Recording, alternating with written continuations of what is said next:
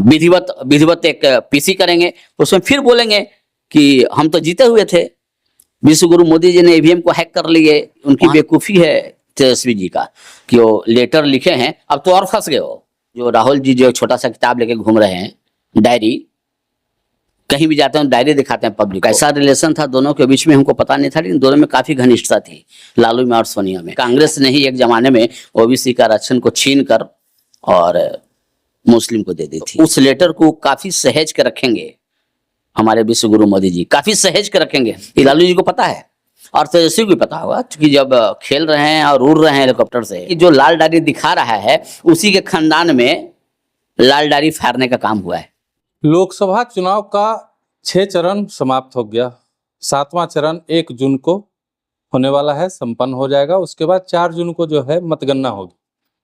इस लोकसभा चुनाव की अगर हम बात करें, पूरे सभी चरणों को देखें तो एक मुद्दा जो है वो इस चुनाव के केंद्र में है, वो है आरक्षण। तमाम पार्टियां पक्ष और विपक्ष आरक्षण को लेकर के एक दूसरे पे आरोप और प्रत्यारोप लगा रही हैं।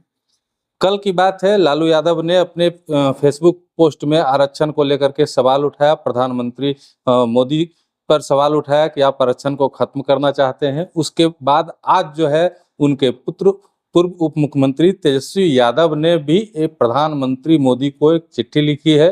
भैंस, मंगलसूत्र, तमाम बातों का चिट्ठी में जिक्र किया गया है और उसके बाद पूछा गया है कि क्या आप दलित अति पिछड़ों का आरक्षण समाप्त करना चाहते हैं। इस मुद्दे पे बात करने के लिए हमारे साथ बीजेपी के नेता हैं पंकज सिंह परमार। स्वागत है सर, सबसे पहले मगही न्यूज में आपका। Thank you, thank you. प्रधानमंत्री मोदी को एक पत्र लिखा गया है तेजस्वी यादव के द्वारा, आपने पढ़ा भी होगा उस पत्र को। तमाम तरह का जिक्र किया गया है, आरक्षण को मुद्दा बनाया गया है और कहा गया है कि आप आरक्षण को समाप्त करना चाहते हैं। अच्छा अच्छा, ये तेजस्वी बोले हैं? तेजस्वी जी। और तेजस्वी को तो पहले अपने फादर से पूछना चाहिए था, लालू जी से, कि हम उनको लेटर लिखने जा रहे हैं, उसमें आरक्षण का वर्ड यूज करेंगे। तो लालू जी और सोनिया जी का एक समय में बहुत ज़्यादा रिलेशन चल रहा था। अब कैसा रिलेशन था दोनों के बीच में हमको पता नहीं था, लेकिन दोनों में काफ़ी घनिष्ठता थी, लालू में और सोनिया में।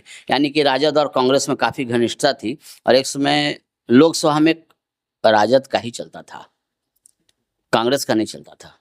सोनिया भी लालू जी की बात मानती थी और लालू जी को पता होगा कि कांग्रेस से आरक्षण को कैसे खत्म करती है।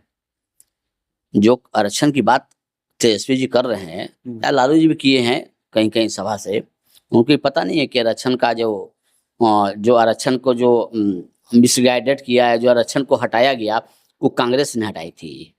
इंदिरा जी के ज़माने में 2 विश्वविद्यालय था, मुस्लिम विश्वविद्यालय, नाम नहीं लेंगे, उसके लिए स्पेशल बिल पास करके और उसको माइनॉरिटी बना दी इंदिरा गांधी ने, और ओबीसी के आरक्षण को मुस्लिम को दे दिया गया है। ये लालू जी को पता है और तेजस्वी को भी पता होगा, क्योंकि जब खेल रहे हैं और उड़ रहे हैं हेलीकॉप्टर से, तो उनको ही पता होगा कि कांग्रेस ने ही एक जमाने में ओबीसी का आरक्षण को छीन कर और मुस्लिम को दे दी थी।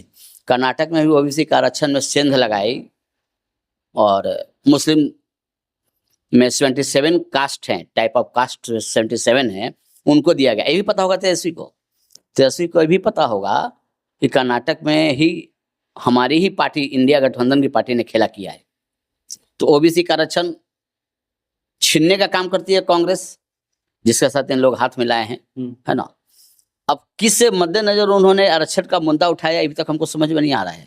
क्योंकि कांग्रेस कभी भी मोदी जी ने नहीं बोला कि हमने आरक्षण खत्म कर देंगे, संविधान से खेलेंगे, ये करेंगे। वो तो बोले हैं कि हम जब तक जिंदा रहेंगे ओबीसी एससी एसटी का आरक्षण खत्म नहीं हो सकता है और धर्म के नाम पर आरक्षण नहीं दिया जा सकता है।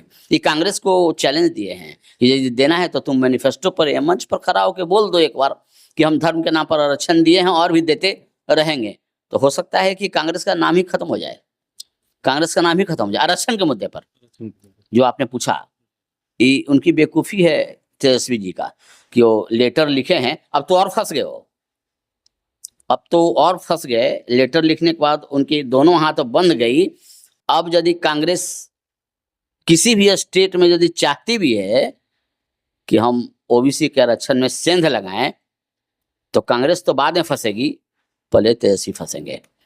चूंकि रिटर्न लेटर इन्होंने भेज दिया है पीएम को। अब पीएम जो है उनका अनुभव काफी लंबा रहा है एज ए सीएम और एज ए पीएम, तो उस लेटर को काफी सहेज के रखेंगे हमारे विश्व गुरु मोदी जी, काफी सहेज के रखेंगे, क्योंकि उनको पता है कि एक न एक दिन ये लेटर हमारा बम विस्फोट का काम करेगा, या हो सकता है अगले ही विधानसभा में बम विस्फोट का काम कर दे। हाँ, कांग्रेस कभी भी अपने मन से नहीं बोलती है कि हम आरक्षण खत्म करेंगे, आरक्षण लाएंगे। वो हमेशा मोदी जी जो हमारे विश्व गुरु हैं उन पर कंप्लेन करते हैं कि संविधान को खत्म कर देंगे। संविधान तो तुमने खत्म किया ना। संविधान में कहाँ लिखा हुआ है कि धर्म के नाम पर आरक्षण मिलेगा? नहीं लिखा हुआ है, लेकिन कांग्रेस ने दिया है। कांग्रेस ने दिया है, बंगाल में भी दिया है ममता दी ने, बंगाल में भी ममता दी ने दिया है, और बहुत दिन से वहां आरक्षण मिल रहा है। ओबीसी, मुस्लिम को ही ओबीसी बना दिया गया, मुस्लिम को ही ओबीसी बना दिया गया, और अभी तक आरक्षण मिल रहा है। कोर्ट ने बहुत बड़ा फटकार भी लगाया, जिसमें ममता बोली कि हम कोर्ट की बात नहीं मानेंगे, नहीं मानेंगे। आप नोट कीजिएगा इस बात को कि इंडियन सीएम है, भारत में वो सीएम है, और यहाँ की न्यायपालिका व्यवस्था पर उन्होंने उंगली उठा दिया कि हम हाई कोर्ट की बात नहीं मानेंगे। साफ बोलिए कि हम सुप्रीम कोर्ट जाएंगे, है ना। अब इस पर तो आप लोग मीडिया वाले हैं, उन्हीं का स्टेट का हाई कोर्ट है, Bengal high court, west Bengal high court बोली है, वेस्ट बंगाल हाई कोर्ट बोली है कि इसको जितना जल्दी इसको निरस्त किया जाए, है ना। वो बोली कि हम नहीं मानेंगे, हम सुप्रीम कोर्ट जाएंगे।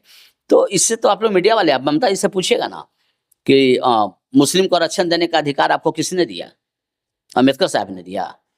वो जो राहुल जी जो छोटा सा किताब लेके घूम रहे हैं, डायरी, कहीं भी जाते हैं डायरी दिखाते हैं पब्लिक को, लाल सम्मेलन, हाँ, एक डायरी दिखाते हैं। आप उसको क्या नाम से संबोधित करिएगा, आप मीडिया वाले हैं, आप संबोधित करिए, लेकिन ये डायरी दिखाते हैं पब्लिक को कि इस डायरी को मोदी जी यदि विश्व गुरु आते हैं तो इसको फाड़ देंगे, इसको बर्बाद कर देंगे, है ना। वो लाल डायरी दिखाते हैं, जबकि पब्लिक पूरा जानती नहीं है बेचारी। पब्लिक तो जनता है ना, वो जानती नहीं है कि जो लाल डायरी दिखा रहा है उसी के खानदान में लाल डायरी फाड़ने का काम हुआ है।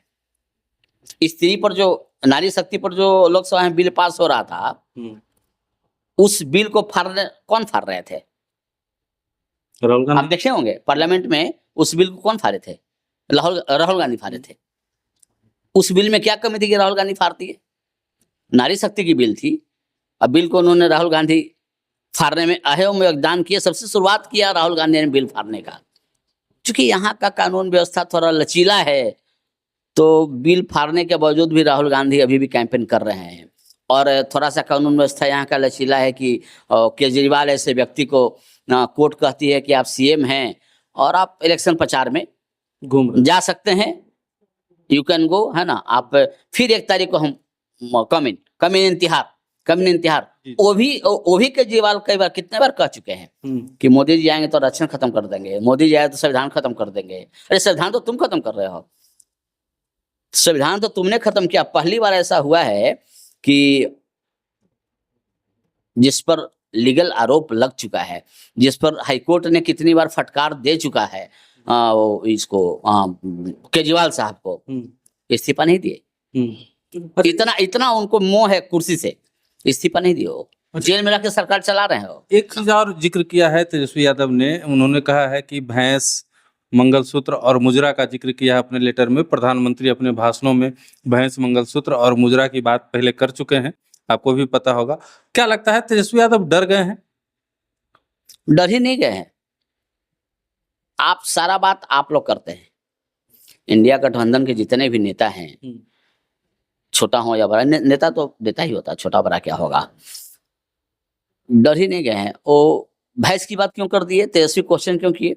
पहले तो आपके फादर कर चुके हैं भैंस की बात। एक अरसे में उन्होंने बोला था कि पूछ पकड़ के चढ़ते हैं, सिंह से उतरते हैं। आप अपने फादर की बात को रिपीट किए विश्व गुरु मोदी जी से। भैंस की बात, मंगलसूत्र की बात तो मोदी जी नहीं किया। कहाँ किए मोदी जी?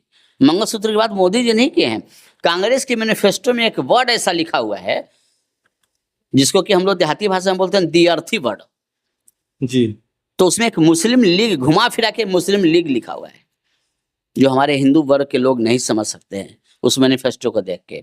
और उसमें एक लिखा हुआ है कि यदि हमारी सरकार आएगी तो हम इस तरह कानून लागू करेंगे कि कोई आदमी यदि मर जाता है तो उसकी 45% संपत्ति हम ले लेंगे, गरीबों में बांट, और बांटेंगे किस आधार पर बांटेंगे तो बात की बात है, हम ले लेंगे।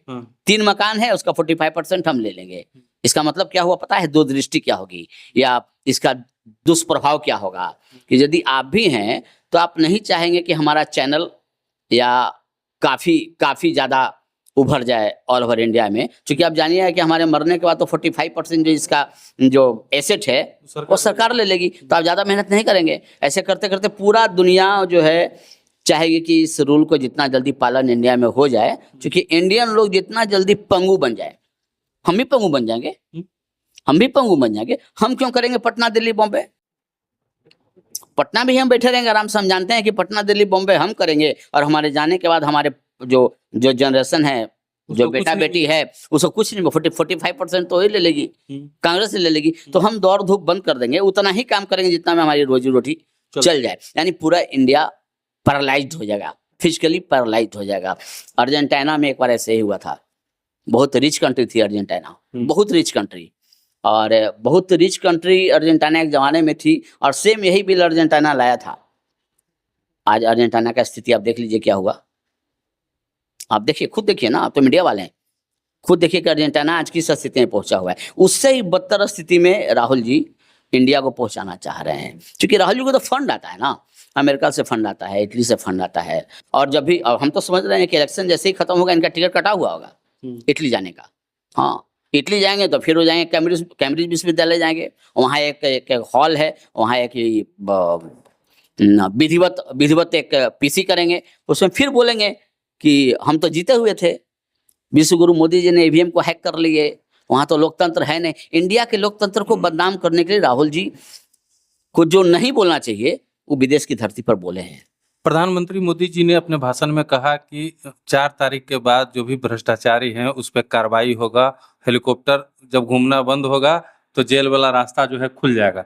इसका भी जिक्र तेजस्वी जी ने अपने पत्र में किया है और कहा है कि 34 साल के नौजवान से 70 साल के प्रधानमंत्री जो हैं डर गए। ये तो तेजस्वी से आप पूछेंगे जिसमें केक काट रहे थे हेलीकॉप्टर में। तेजस्वी को खूब पता है कि हमारी स्थिति क्या होगी, क्योंकि उसने गलत किया है ना, उसने गलत किया है। 2-3 घोटाला में तो डायरेक्ट नाम उनका है, प्रूफ है कोर्ट में। मोदी जी जेल भेजते हैं थोड़ी, आप लोग को पता है, मोदी जी ना जेल भेजेंगे ना जेल से निकालेंगे, तो कानून की प्रक्रिया है। तो मोदी जी को पता है अनुभव के आधार पर कि 4 तारीख के बाद फिर कानूनी प्रक्रिया स्टार्ट होगी, और उस कानूनी प्रक्रिया के तहत ये लोग चूंकि भ्रष्टाचार किए हैं तो जेल जाएंगे। पंकज परमार जी को सुन रहे थे आप, इनकी बातें आपको कैसी लगती है और आप इनकी बातों से कितना सहमत होते हैं कमेंट में जरूर बताइएगा। और जो इनके दावे हैं कि इनकी पार्टी जो है 400 सीट जो है जीत रही है, ये तो आने वाला वक्त ही बताएगा। 1 तारीख को लास्ट चरण का चुनाव है और उसके बाद 4 तारीख को जो है मतगणना है। मतगणना में कितनी सीटें इनकी पार्टी को आती हैं और बीजेपी क्या फिर से सरकार बना पाती है, प्रधानमंत्री नरेंद्र मोदी क्या तीसरी बार प्रधानमंत्री बन पाते हैं, ये भी एक बड़ा सवाल रहेगा।